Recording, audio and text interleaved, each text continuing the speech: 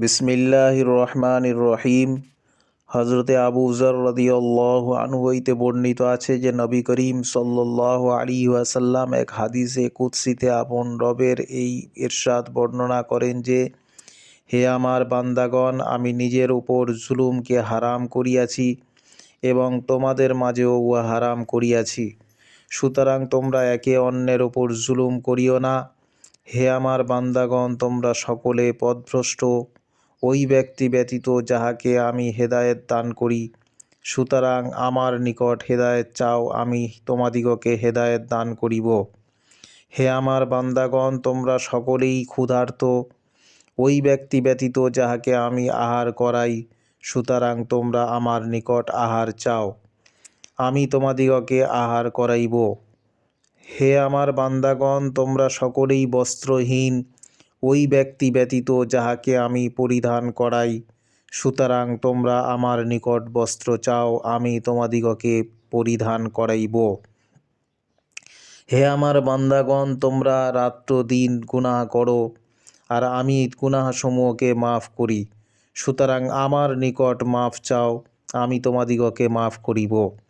হে আমার বান্দাগণ, তোমরা আমার ক্ষতি করিতে চাহিলে কখনো ক্ষতি করিতে পারিবে না, আর তোমরা আমার উপকার করিতে চাহিলে কখনো উপকার করিতে পারিবে না। হে আমার বান্দাগণ, যদি তোমাদের পূর্ববর্তী ও পরবর্তী মানুষ ও জিন সকলে ওই ব্যক্তির মতো হইয়া যায়, যাহার অন্তরে তোমাদের সকলের চেয়ে বেশি আল্লাহ তাআলার ভয় রইয়াছে, তবে ইহা আমার রাজত্বে একটুও বৃদ্ধি করিতে পারিবে না।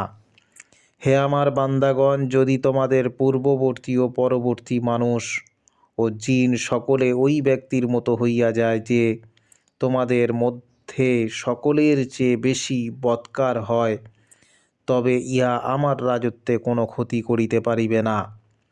হে আমার বান্দাগণ, যদি তোমাদের পূর্ববর্তী ও পরবর্তী মানুষ ও জিন সকলে খোলা এক ময়দানে একত্রিত হইয়া আমার কাছে চায়, আর আমি প্রত্যেককে তাহার চাহিদা অনুপাতে দান করি, তবে ইহাতে আমার ভাণ্ডার সমূহে এই পরিমাণ কম হইবে যে পরিমাণ সমুদ্রে সুঁই ডুবাইয়া উঠাইলে সমুদ্রের পানি কম হইয়া যায়।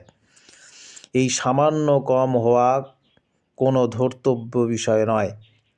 এমনইভাবে আল্লাহ তাআলার ভাণ্ডার সমূহেও সকলের দেওয়ার কারণে কোনরূপ কম হয় নাই।